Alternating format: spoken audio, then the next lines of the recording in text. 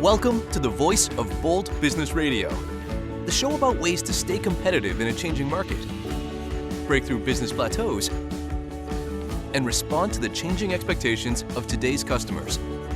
Your host, Jess Dewell, is a rapid growth entrepreneur, consultant, and business advocate with a 20-year track record of business excellence. She candidly discusses how to achieve your growth strategy and realize your company's unfulfilled potential. Now, here's Jess. Welcome to the Voice of Bold Business Radio.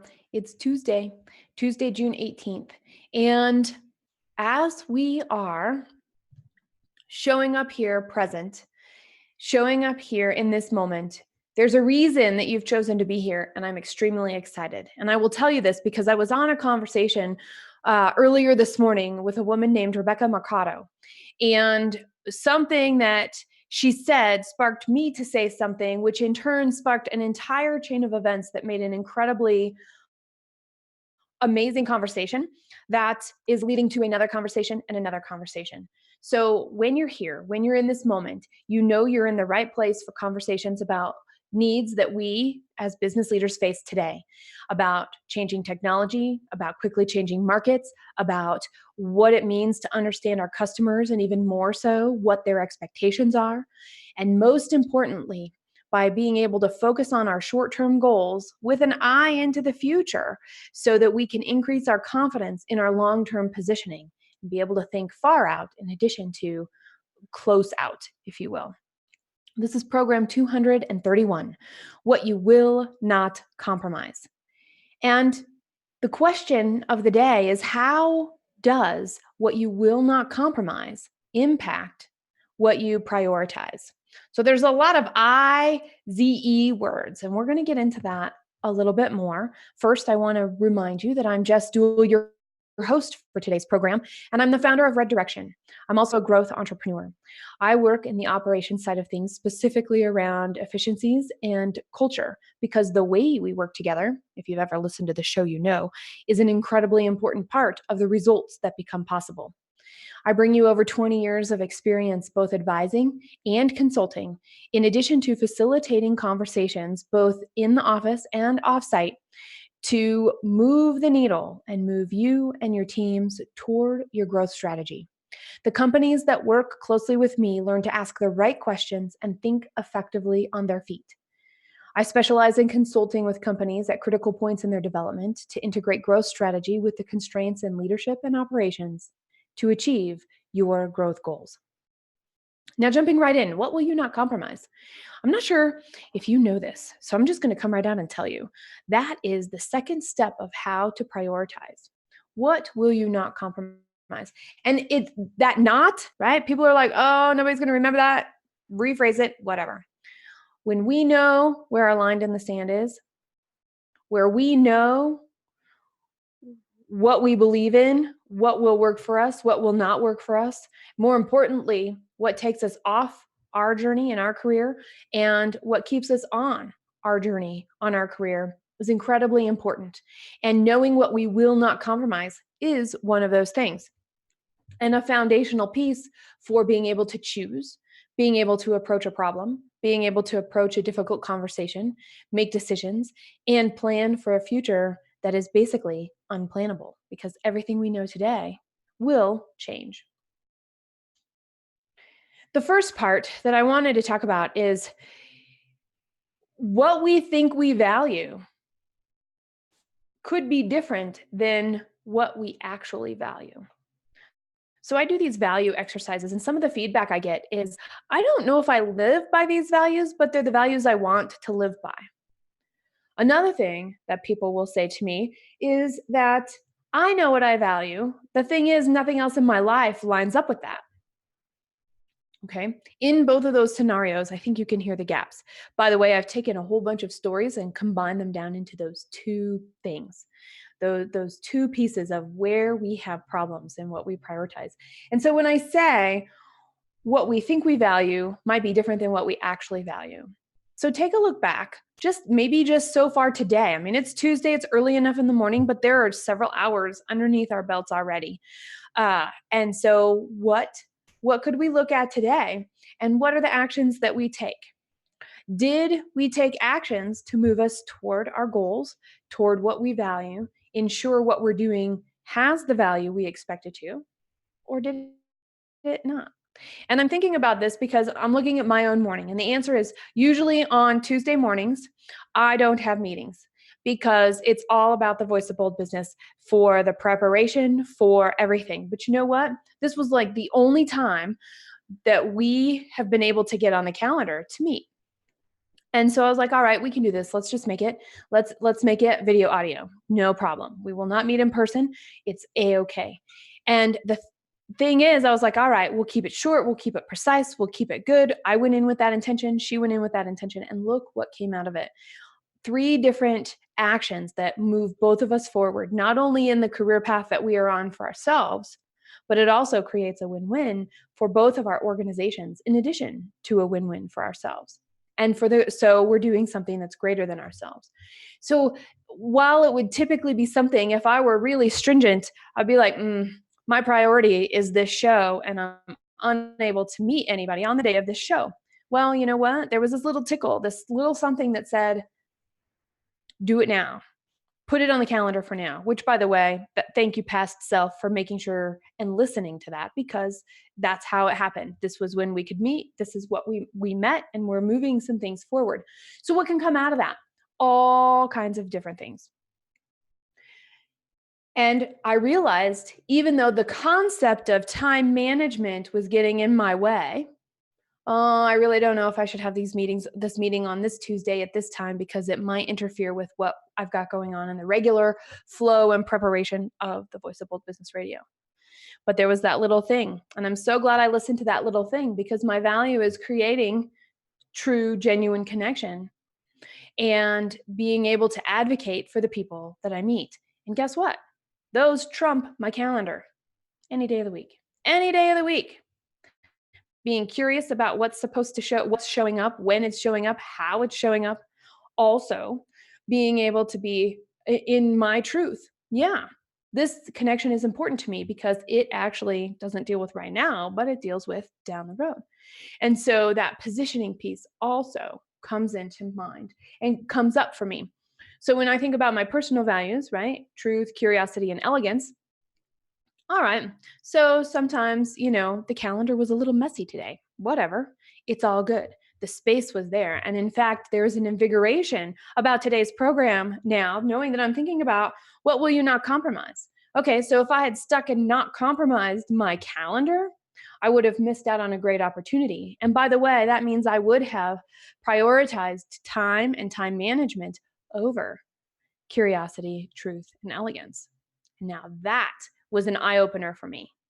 So I've got my personal values. I made this decision, and I made this decision in line with my values, but I was unconscious of it. So I started to look at the last week. Well, what else am I doing, right? In preparation for the show, I got gads and gads and gads of stories, but I'm trying to think in the short term, because I'm asking you to do the same while you're here listening. All right, so let's take the last few days. Usually I work weekends. I have a period of time that I will sit down and I will work weekends. Well, you know what? I was a little tired. And so I had to weigh a priority. Do I work? Do I rest? Do I work? Do I rest? And realistically, it wasn't even rest. It was, do I work or do I not work? I actually think that was the decision, right? So just 2 days ago on Sunday, happy belated Father's Day to all fathers, and happy belated Father's Day, including all men that are positive impacts in people's life out there, while I'm thinking about it. This decision to put my phone away, this decision to put the computer away, this decision to not be in a work type setting was a very interesting challenge for me, because there was a part of me that was like, I got to do this. I have this priority, right? An element of calendar showed back up. So when I use calendar, time management, pressures, deadlines, all those things are encompassed in calendar. And then I'm thinking about, well, okay, so what if I didn't? What if I said, yeah, I got that? That's kind of this weird expectation. And I wonder if it's really important or if it's not. And so I set it aside, going, I'm deciding my family is going to take precedent all day today. Not most of the day, not some of the day, all day. And then on top of that, here's what ended up happening. There was space for unexpected things to occur. There was an extra game that we played. There was an extra conversation that would not have happened. There was an extra connection out in the world to people, with other people as we were out in the world. That created an opportunity to allow space, which meant when I showed up to work yesterday, my mind was overflowing with ideas and concepts and thoughts that I could then bring back in. Okay, so I'm talking about a lot of things, but how does it tie back to what I value? Taking the time and shutting it down in the moment felt like I'm going to be behind. It sounded between my ears like you're a slacker. Yet, what I remembered when I got to Monday, when I got to my present retreat, was heck no, I take 4 hours out of every Monday just to have a present retreat to do that thing. But guess what? I got to do it twice in a week.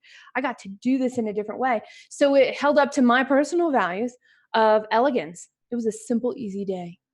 There were no expectations. Everything that showed up was allowed to show up, and we, and me specifically, engaged with it.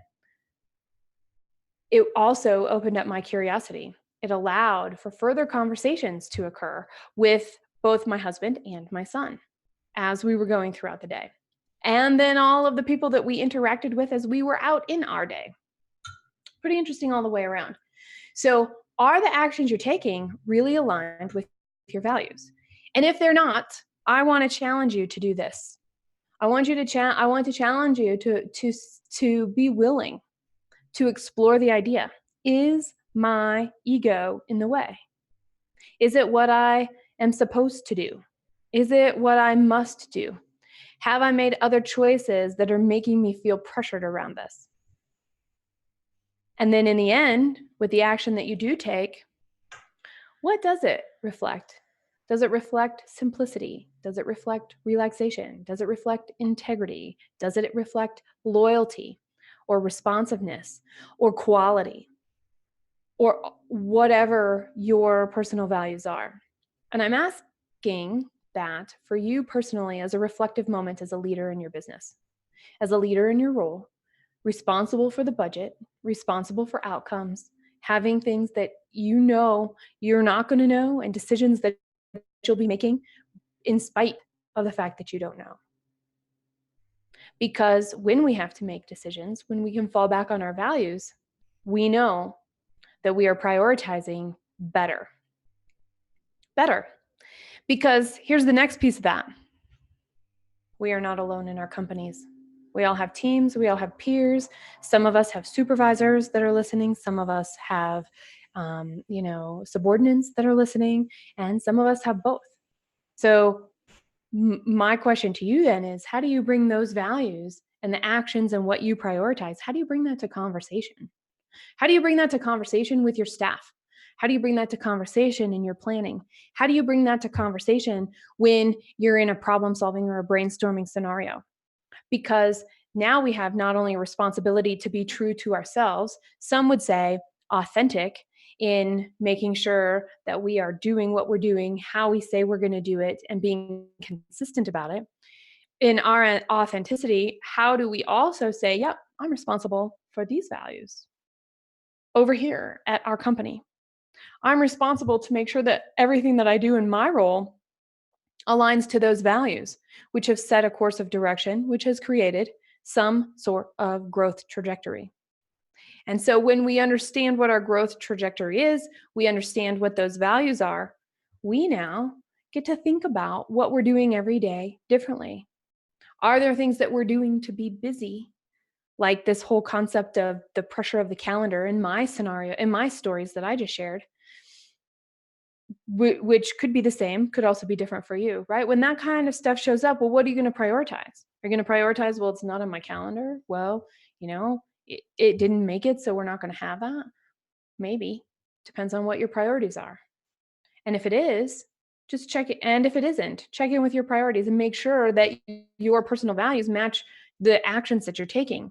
Because what I have found when we're talking about when we think we value versus what we actually value, there's this book called Beyond measure. I believe this was a TED Talk. It came from the TED group. So most of these books, when they come across my radar, also have a TED Talk associated with them. So I'll link to this book in the show notes. Beyond Measure by Margaret Heffernan.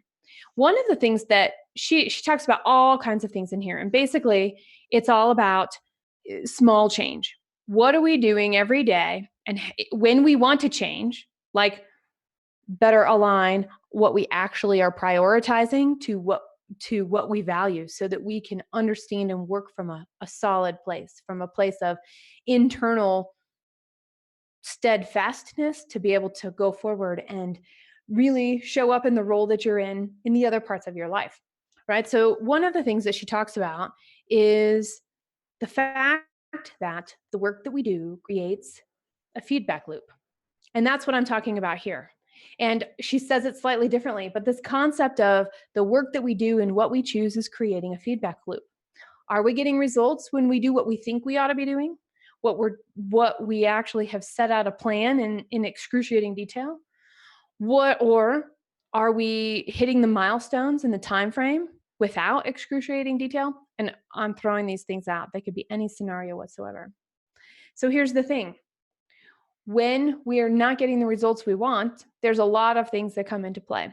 Today, we're recognizing that when things aren't happening, we may have an unconscious awareness, or an unconscious, I don't want to say unconscious awareness because that doesn't make any sense in what I want to say next. We might be acting unconsciously and creating a feedback loop that our ego, that our brain is missing. And when we stop and pause and show up and say, you know what? We've got this feedback loop.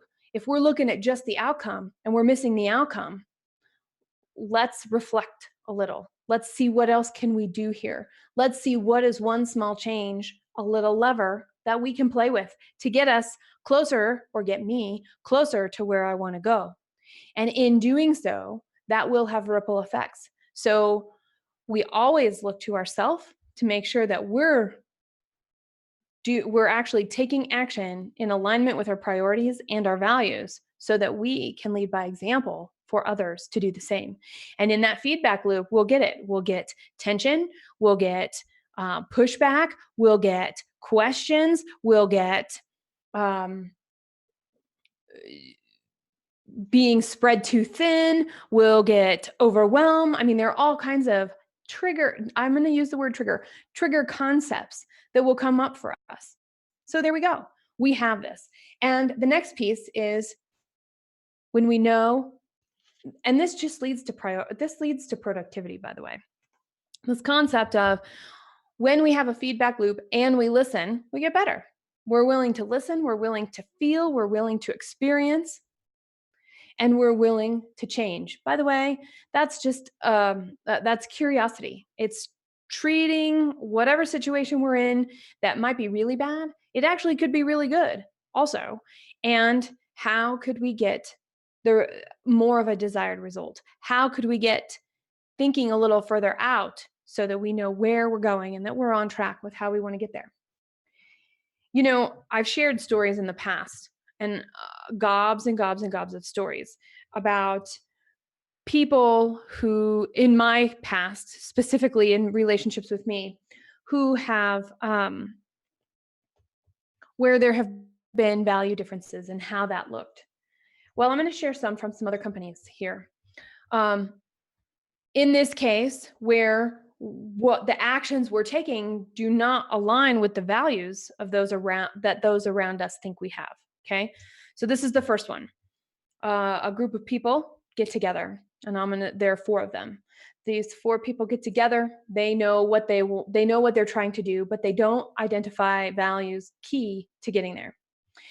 Then what happens in this group? We'll call it we'll in this group of four. I'm not going to give them a name. We'll just call it the group of four. In this group of four, everybody goes out and they do their own roles. They've split up. They are going. They've got their marching orders. By the way, this business is about 4 years old. And so they've been in business for a while. They know how to keep the lights on. They understand what's going on. And they have decided to take an aggressive approach to both internal growth and scalability, as well as external growth in the form of revenue. And what ended up happening was, because they didn't sit down and say, here are the things that we want to come back to, everybody was each of the four of them was acting in their own way, in integrity with themselves, but not, and in integrity to the end goal, but not in integrity with each other. Because nobody ever talked about, well, how do we work together here to achieve that? I know how to do my role. I know how to do my role times two more, right? Everybody knows how to do their role, and out they are doing it. But the way that it shows up, and then the brand equity, the brand integrity, the awareness, what people think about that brand is impacted. And so once they brought me in, it was easy. Well, it's always easy when you're on the outside. I'm going to just tell you that it's always easier when you're on the outside, which is why having an outside perspective is so important. Somebody can look at it and go, oh, and ask a question to begin the dialogue. And so if you don't have that for a person, find that person and make sure that that person is available for things just like this. So I came in and I said, okay, after we had a conversation, I asked a couple of questions. We did an offsite together. And in that offsite, we spent the time writing down what was important to each one of them, how they were showing up in each of their roles, which, by the way, were reflective of their personal values. And then we looked at the personal values of this group of 4 leaders that has this team underneath them that is almost in its 4th year. And here we are. Here we are. Now we're like, oh, look how big the circle is of what we believe and how we're showing up. So together with my facilitation, they got it clear. And they said, when this shows up, here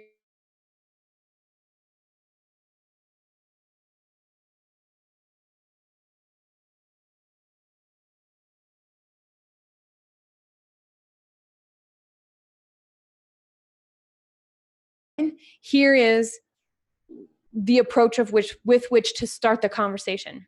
When somebody has a problem with me, this is what they're going to do so that I can be receptive to it, because it's all about the relationship. So when they knew what they weren't going to compromise, and they were going to get to that goal, but in the end they compromised their relationship with each other. And so we have to be aware of what are we compromising and what are we not, and bringing an awareness to that and a commitment from everybody involved. All right. So that's one of the stories that we have that I have pulled to share, one of the resources that I have pulled to share. And we're going to switch here because we have a couple of questions from the audience and we're going to bring those in. So keep using hashtag VBB radio. First question is from Darren. Thanks, Darren, for writing in. He is saying, not making compromises is good in theory, but in practice, I think we are all hidden hypocrites. All right, Darren. Yep. We are ready to make compromises when the going gets tough. What do you think, Jess? I'm going to share with you a little thing that I would completely agree. And I think, Darren, that you're on to something, because even with our good intentions, we fail. So anybody who's emailed me that listens knows I'm not necessarily a fast responder to email, but it is faster than something like text if I don't know who it is and I'm not expecting facilitation in a moment. My texts end up going unanswered longer than my email. So what I realized was, you know what? In an effort to be honest and truthful and show up, when I don't answer my email very timely, it makes me feel bad. And I was telling somebody, it was a couple weeks ago, I was answering email in my inbox from November. Just in maybe even at the beginning of June, end of May, beginning of June. Last November, I was answering emails. So I will get to them eventually. But I was thinking about that. And I'm glad you asked this question, because in terms of my 3 personal values, elegance, truth, and curiosity, I don't know where not answering email fits in. It's definitely something that bugs me and it weighs on me. And I think people expect, which I do, when I email people, if they have something to say back, that I will hear something back. If it's related to a meeting, I will hear back. right? And those are the things that happen. But just catching up or asking a question or developing something new, those tend to go by the wayside. And here's what I have found with a little bit of self-inquiry through my present retreats, Darren, is that, yeah, in fact, while my intention is good and I really want communication to be clear and prompt, it isn't with email. And while I haven't necessarily figured out the driver yet, guess what I have found? I have found that it's impacting other parts of, like, I'm overcompensating. It's impacting other parts of my work life and interactions. I want to do a little bit more on social media, which inadvertently means I can't answer that email because I'm doing something else instead. I want to spend more time on the phone and call a couple of people instead of respond to their emails. Okay, so instead of a couple of minutes, I'm taking 15, anywhere between 10 and 20 minutes. So averaging about 15 minutes a call. And that's preventing other email from getting answered. Now, some of you out there are going to be like, well, duh, it's time management stuff. Well, I'm using it in the story of, does it align with my values and what will I not compromise? Well, I have chosen through accidentally making choices, creating a negative result. And in my opinion, I am not doing a very good job. It is not very elegant. No, not at all, to not answer email timely. It is not very curious to stay open to what is showing up in a timely fashion so that what can continue to show up and develop might be exactly what's needed to solve a problem, right? So I am out of integrity with my values when it comes to answering email. And I don't know if I'm okay with that, but I can say it's okay. It's okay because I know now. It's okay because I recognize that I have something happening. I recognize I'm overcompensating in a different way. I recognize that it's still not what I want and that I might even be missing really important things coming my way. I recognize all of that. So now, because we're all humans and everything changes and life does happen, what do I want to do about it? Well, it's a really good question. I'm still trying to figure out what I want to do about it. And I did say the word try because every time I think about it, I get shiny object syndrome comes up. So I recognize it's there. I'm acknowledging that it's there. And I'm also acknowledging it's a work in progress and that for whatever reason, that particular thing might be just the small change I need to make other stuff happen fast. But it also might be the small change I need that I don't have the right small action to take yet. And I'm okay with that. It's hard and it's weird. So I just have to be like, yep, I'm okay with that. Can I at least stop overcompensating here? And can I at least keep up in a different way from this moment forward? Right? What are the things that I can do, which by the way are small action changes that will change the outcome? So, Darren, I know it was email and I know it wasn't a very deep thing, but it is a very deep thing because it impacts every relationship that I have with people that want to communicate with me by email. And so I find that a very important thing to stop and reflect and think about because we all have big problems. But how are our small things? How are the things that we might be out of integrity and we're compromising in the moment because we've got other stuff to do or an extra thing came up or whatever life comes? Where is that? So it's a really good question. And I shared an example with you. And now it's up to you to tell me when the going gets tough or when it just gets busy or who knows when the going gets. I mean, it just is. Stuff might be happening right now for that. So it is the practice is to be aware and increase awareness around it. The practice is to get it out of theory and actually recognize and reflect in your life. All right, I've gone a little bit over the halfway mark. So we're going to pause. #VBB radio. Keep these questions coming in and we will be back right after this. You're listening to the voice of Bold Business Radio. In every program, we share stories, tips, and concepts that benefit short-term goals and increase confidence in long-term positioning. Stay current and receive programs to continue sparking ideas about growth strategy by subscribing to the program at voiceofboldbusiness.com. Now, back to Jess. All right. This is program 231, What You Will Not Compromise. And I'm Jess Dewell, your host. I have to tell you, this is an interesting conversation. And I was like, I don't know if I'm going to be able to talk for 15 minutes about this.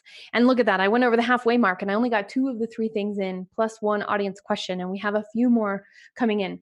So this tells me, I'm like, yes, this tells me it's really important and it's very specific. And when we think about the small everyday things and how they're showing up and what might be getting left out or left behind or unacknowledged, and how might it be showing up in a different way?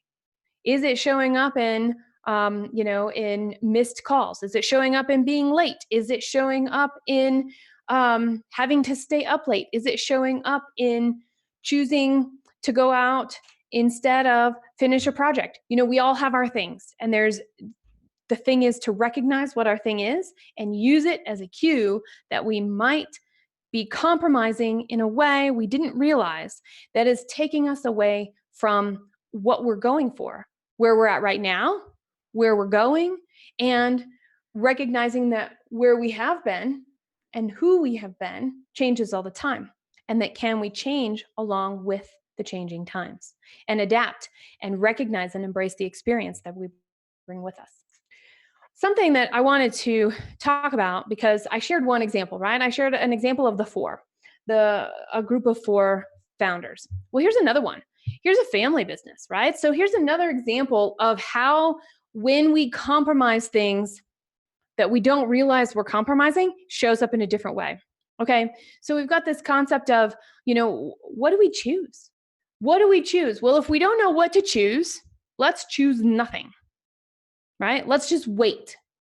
Well, when we don't do that, and I'm thinking about a specific family-owned business who the husband and wife were president and vice president, and their son came into the business after a few years as an adult and was working in a couple of key areas, and then was going to take over the business in a couple of years.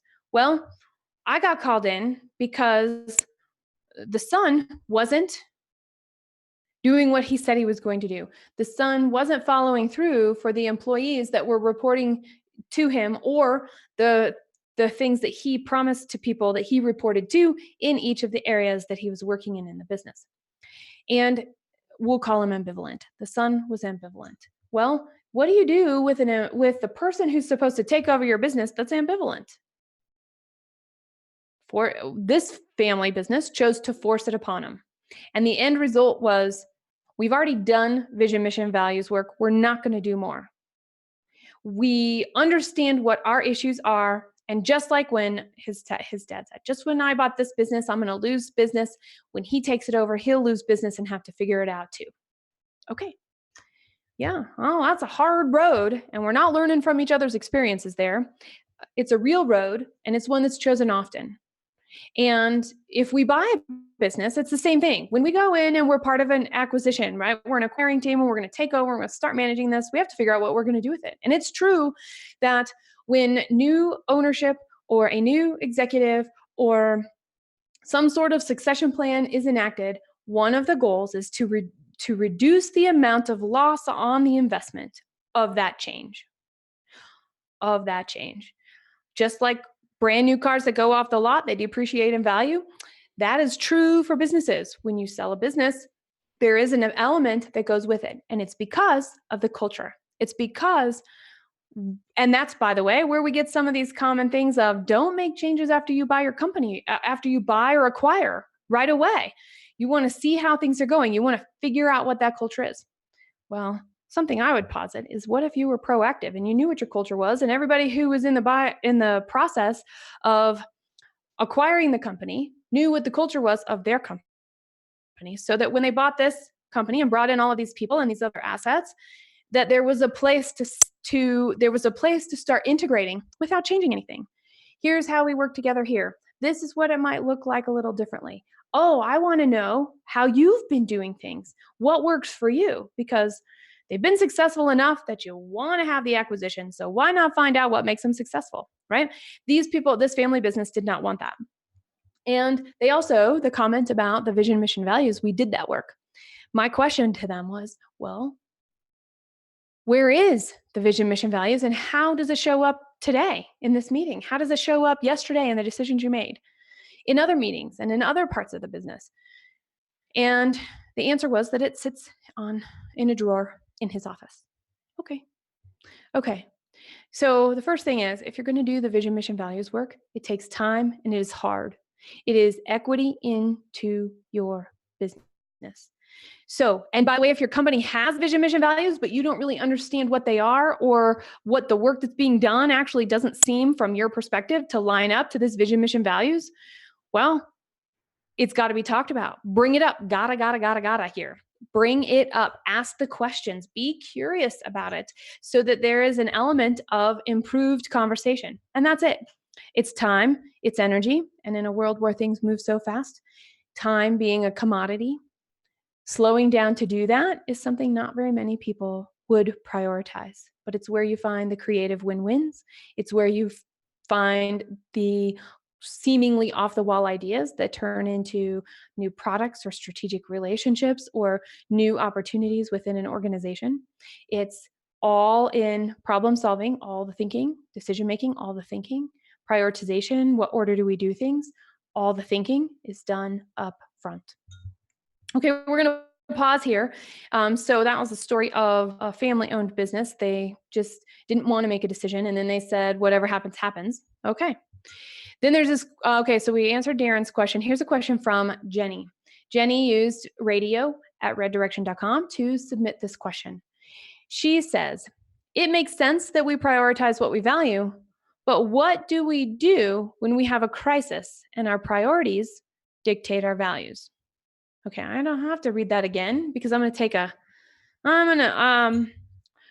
understand it, but I'm going to read it again. All right, Jenny, you're saying, it makes sense that we prioritize what we value. But what do we do when we have a crisis and our priorities dictate our values? Okay, well, in a crisis, what happens? You deal with the crisis. Now, the more you're using your values every single day will illuminate how the crisis is handled. We have to do our personal work, right? We must do our personal work. We must say, yes, we're this way, or no, we're not this way. We have felt this way and we've done this about it. We've had this mistake and here's how we handled it. Now, when we reflect on those as they're happening, or looking back because we need to, and doing some work in a period of relatively not crisis, right? I'll call it everyday. It's not a crisis every day, but when we operate and we do so much in a day, I don't know what to call it right now. The word is escaping me. So let's just say our normal. When we are working on ourselves during our normal, when something abnormal happens, like a big crisis, we revert to the last place we feel comfortable. So the more work we've done means the less into our past we will revert. So, for example, and I can use myself as an example here. It was a loud house that I grew up in, and there was often yelling and screaming. Okay. And so, in some sort of anger in regards to dispute and conflict. Okay. So, with that stage set up, there was a period in my life where when I entered crisis, I reverted back to that time. So, I showed up yelling and screaming. Now, that was the opposite of a win-win. That was the opposite of fostering communication. That was the opposite of a lot of things that we're trying to do, and somewhat not only transform, but then in the future avoid by having strong values and knowing who we are and how we can show up, and honoring that the other person can do the same. So, doing that. So now let's say I'm in crisis, right? That's a few years later. I can say, all right, I don't fall back all the way back that far. I fall back to, I'm probably going to get a little mad. I'm probably going to be frustrated. Then I'm going to, and at the same time I'm mad and frustrated, something that comes into my head is about this crisis is, oh, well, that happened. So even though I'm mad about it, even though I'm frustrated about it, that doesn't help us get through the crisis. All of that is happening as I recognize that there's a crisis happening. So I can show up to a meeting, I can show up with clients, I can show up with the my team, and I can recognize that those emotions are there and they're important. They are fueling what I might choose and not choose, but they're not the driver of the conversation. There's still space for the desire for everybody to be understood, the desire for everybody to understand, the expectation that anything that's fuzzy is cleared up so that steps could be decided to be taken to get through it. And when we're able to do it in that way, we're able to have something that doesn't fall apart, that doesn't trigger other people to go back to their far past. It's not no crisis feels safe, but it doesn't feel necessarily unsafe to where there has to be some mental, emotional defense mechanism that can show up. I hope that's helpful, Jenny. I know that there are going to be a ton of resources. And in fact, one of them I would say is conscious leadership. I'll make sure the stuff is here because I described it from my perspective and one experience that I had from me, and everybody out there is going to have a little bit different. So as you're working on that, the 15 commitments of conscious leadership is a good resource to figure that out for yourself, to recognize maybe where you are and how you want to show up and be practicing and creating a normal that you can fall back on when things are really abnormal. All right.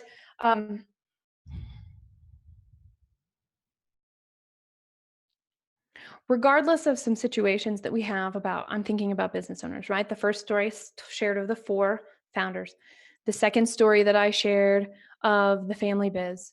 And you've heard me talk about stories with Ryan and myself in our first company of competing priorities.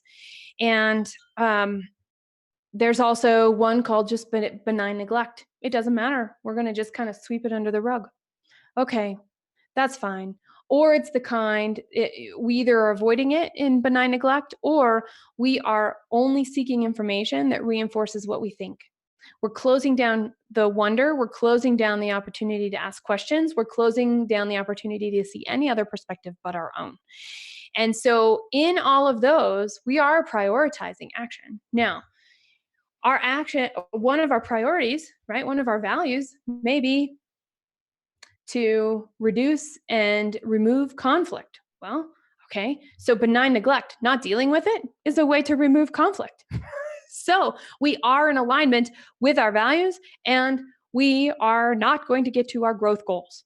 And so that's where the work really hits. So, why do we do what we do? And the reasons for it, combined with where are we going and how do we step up and what skill do we need to know how to prioritize. So when do we can prioritize? This is something I would normally put under the rug, but I need to address this with the team. This is something that I would normally avoid and just say figure it out on your own, yet it's too big of a growth goal for people to figure it out on their own. All of us, all departments will work together on this. So we need to understand how we're showing up in those situations and how we prioritize now so that we can find out if we can even get to the growth goals that have been given to us or that we have set. Because it's silly to just throw a number out to throw a number out. In fact, it's detrimental not only to ourselves because we're not achieving our goals, but it's detrimental to our teams, to the people that we work with, our peers and our colleagues, because they aren't able to do it either. And it starts with you, the leader. I've mentioned a couple of times that it takes time, and time is something none of us feel like we have enough of. Well, guess what? We don't.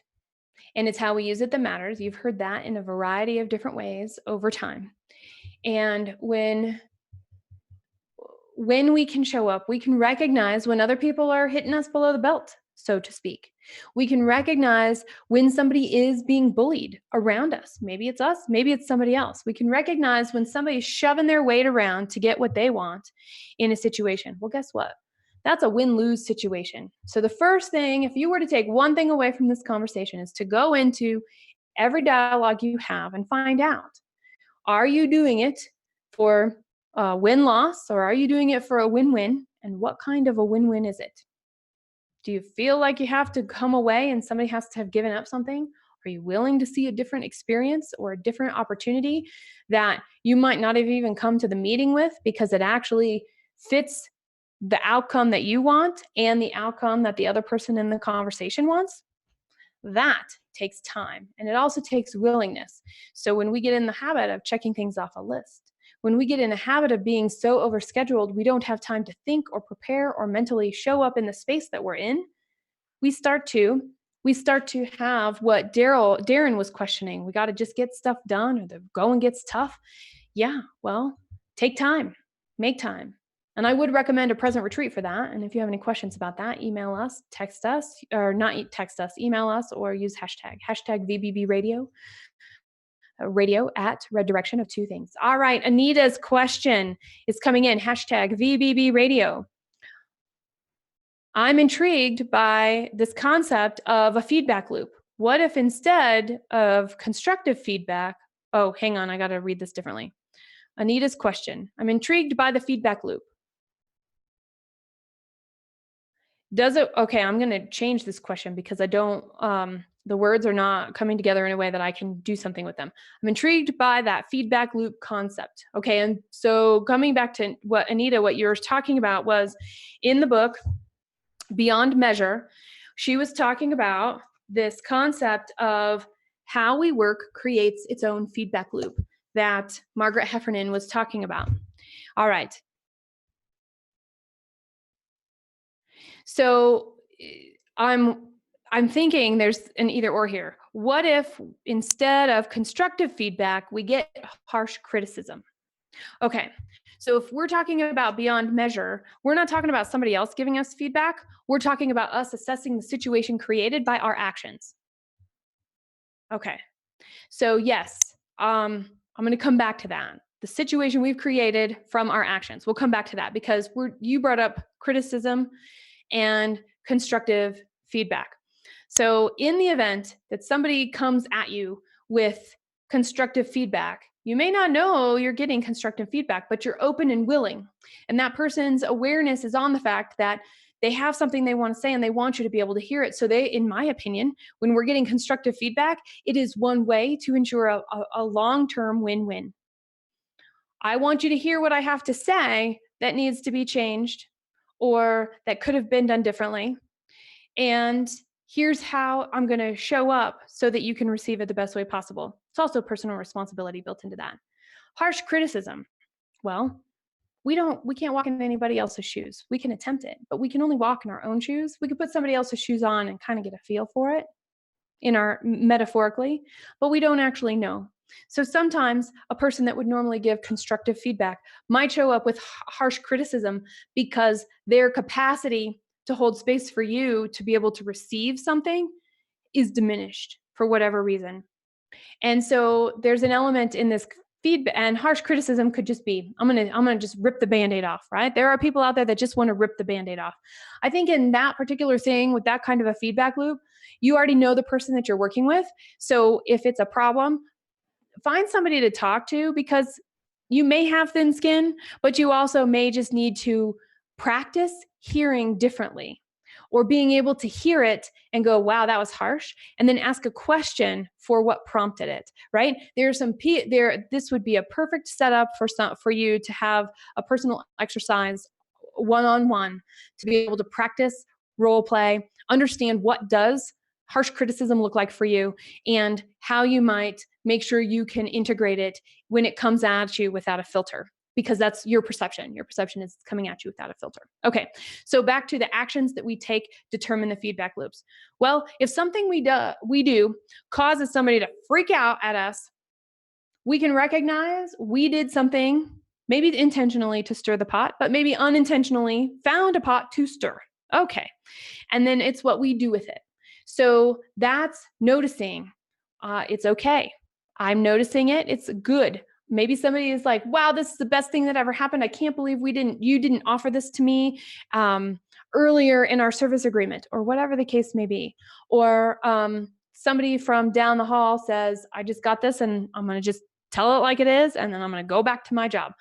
Whatever it is, this feedback loop that we have, we get to recognize what are the pieces of it. And how can we use that to inform ourselves to see if we would like to change our action or if we don't want to change our action? Because just because somebody gets upset doesn't mean we ought to change our action. Just because somebody gets super excited doesn't mean we ought to keep that action. I mean, let's just say it like it is. Okay, there's a few more things that I wanted to touch on. So, what we're going to do is we're going to close out the show just like we normally would. So, you'll hear where to find show notes and everything in a minute. And then once we're off air, I'm going to keep recording. And it may show up today, but it also may show up sometime in the future for the last pieces that I want to say. So here's what I will leave you with and what I will continue to talk about after the show is over.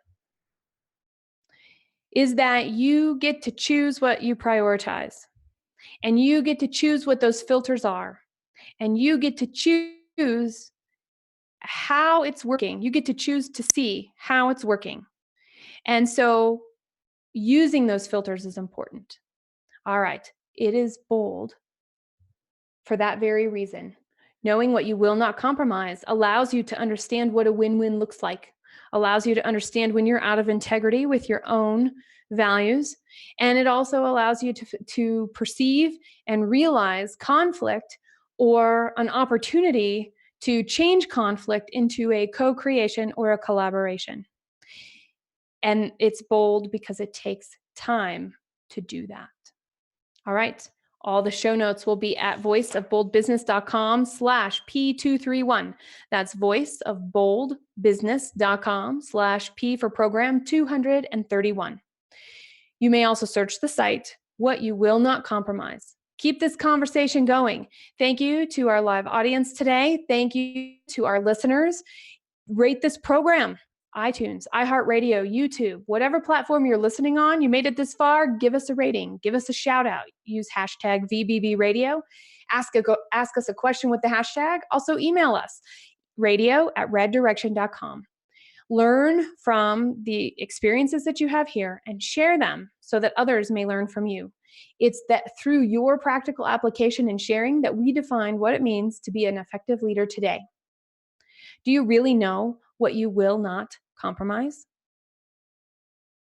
The Voice of Bold Business Radio gives you insights about how to achieve your company's growth strategy. Use hashtag BBBRadio or email us at radio@reddirection.com to ask questions and share your experiences. Add your voice to the conversation. Together, we define what being an effective leader means today.